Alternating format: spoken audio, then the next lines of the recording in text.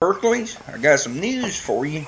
Late last night, Poo Bear down the road, she had her litter.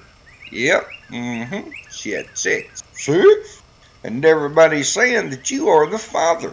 So? Did it have to be Poo Bear? Yep. Why, Hercules, why? Felt. Well, now you got the dog catcher coming. What?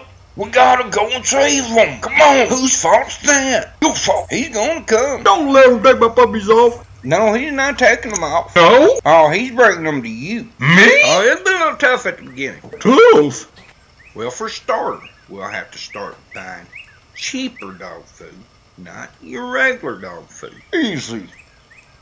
And for the treats, you don't get them no more. No. The puppy gets them. No, not my treat. Hercules. No. But just think. No. Wait, Hercules. Yeah. You have six beautiful puppies, Hercules. Don't you love them? Yes, I do. They need you, Hercules. Don't you want to be a good father? Come say something to the camera. You can have my treats.